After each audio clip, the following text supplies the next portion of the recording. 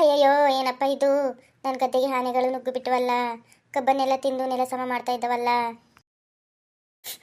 ಇವಾಗ ಏನು ಮಾಡಲಿ? ಸಿದ್ಧಾನ, ಏನಾಯ್ತು? ಯಾಕೆ ಇಷ್ಟೊಂದು ಅರ್ಚ್ಕೊಳ್ತಿದ್ದೀರಾ?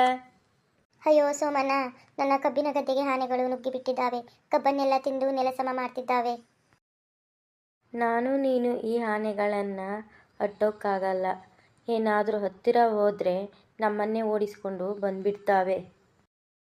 ಅಯ್ಯೋ ಇವಾಗ ಏನು ಮಾಡೋದು ಸೋಮಣ್ಣ? ಅದೇ ಸಿದ್ದಣ್ಣ, ನಮ್ಮ ಪಕ್ಕದ ಊರಿನಲ್ಲಿ ಒಂದು ಅರಣ್ಯ ಸಂಚಾರಿ ಘಟಕ ಇದೆ.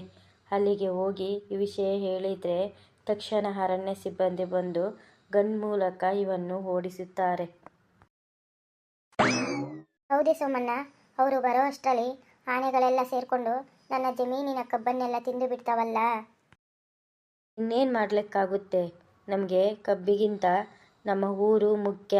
ಯಾಕಂದರೆ ಇವೇನಾದರೂ ಊರ ಕಡೆ ಬಂದುಬಿಟ್ರೆ ಊರಲ್ಲಿರೋ ದನ ಕರು ಮನೆ ಮಠ ಎಲ್ಲ ಹಾಳು ಮಾಡಿಬಿಡ್ತವೆ. ನನಗೆ ಇವಾಗ ಏನು ಮಾಡಬೇಕು ಗೊತ್ತಾಗ್ತಿಲ್ಲ. ನೀವೇನು ಯೋಚನೆ ಮಾಡಬೇಡಿ, ನಾನು ಊರಿಗೆ ಹೋಗಿ ನಿಮ್ಮ ಮಗನಿಗೆ ಈ ವಿಷಯ ತಿಳಿಸ್ತೇನೆ. ಅವನು ಹೋಗಿ ಅರಣ್ಯ ಸಿಬ್ಬಂದಿಗೆ ಹೇಳಿದರೆ ಅವ್ರು ಬಂದು ಓಡಿಸ್ತಾರೆ. ಸರಿ ಸೋಮಣ್ಣ, ನೀನು ಹೋಗಿ ಬೇಗ ಈ ವಿಷಯನ ನಮ್ಮ ಮನೆಗೆ ತಿಳಿಸು. ಯಾರಿದ್ದೀರಾ ಮನೇಲಿ? ರಾಜು, ರಾಜು.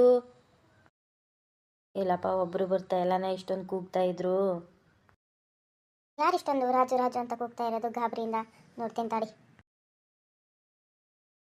ಏನಪ್ಪ, ಏನು ಸಮಾಚಾರ? ರಾಜು ಕೂಗ್ತಾ ಇದೆಯಾ? ಇಷ್ಟೊಂದು ಗಾಬರಿಯಿಂದ ಏನಾಯ್ತು? ಅಯ್ಯೋ, ಮೊದಲು ರಾಜು ಕರೀರಿ. ಯಾಕಪ್ಪ, ಅವ್ನು ಮಲಗಿದ್ದಾನೆ? ಸ್ವಲ್ಪ ಬೇಗ ಎದ್ದೇಳಿಸಿ ಹೋಗಿ. ನಿಮ್ಮ ಗದ್ದೆಗೆ ಆನೆಗಳು ನುಗ್ಗಿಬಿಟ್ಟಿದ್ದಾವೆ, ಕಬ್ಬನ್ನೆಲ್ಲ ಹಾಳು ಮಾಡ್ತಿದ್ದಾವೆ. ಅದಕ್ಕೆ ಈ ವಿಚಾರಣ ನನ್ನ ಮಗನಿಗೆ ಹೇಳಿಬಿಡು ಅಂತ ಸಿದ್ಧಾನ ಹೇಳಿದ್ರು. ಅಯ್ಯಯ್ಯೋ, ಎಂಥ ಕೆಲಸ ಆಯ್ತಪ್ಪ, ಏನು ದುರ್ಗತಿ ಬಂತಪ್ಪ. ಮೊದಲು ರಾಜು ಎದ್ದೇಳಿಸಿ ಕಳಿಸ್ತೀನಿ ನೀರಿ. ಅಯ್ಯೋ ದೇವ್ರೇ, ಏನು ಮಾಡೋದು ಇವಾಗ?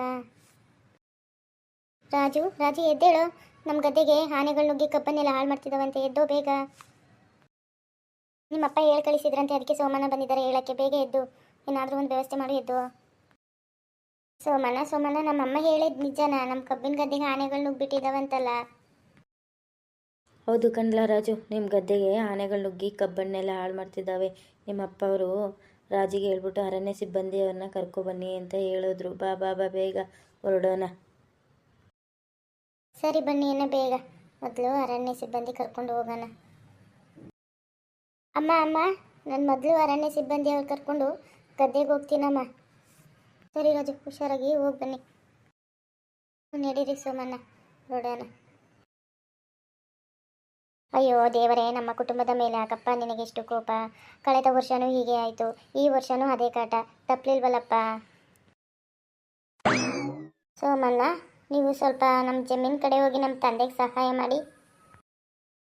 ಸರಿ ರಾಜು, ನಾನು ನಮ್ಮ ಮನೇಲಿ ಒಂದು ಕಟ್ಟು ಲಕ್ಷ್ಮೀ ಪಟಾಕಿ ಇದೆ, ಅದನ್ನು ತಗೊಂಡು ಹೋಗಿ ನಿಮ್ಮ ತಂದೆಗೆ ಕೊಡ್ತೇನೆ. ಆ ಶಬ್ದಕ್ಕೆ ಆನೆಗಳು ಹೋದರೂ ಹೋಗ್ಬೋದು. ಸರಿ ಸೋಮಣ್ಣ, ನೀವು ಬೇಗ ಹೋಗಿ.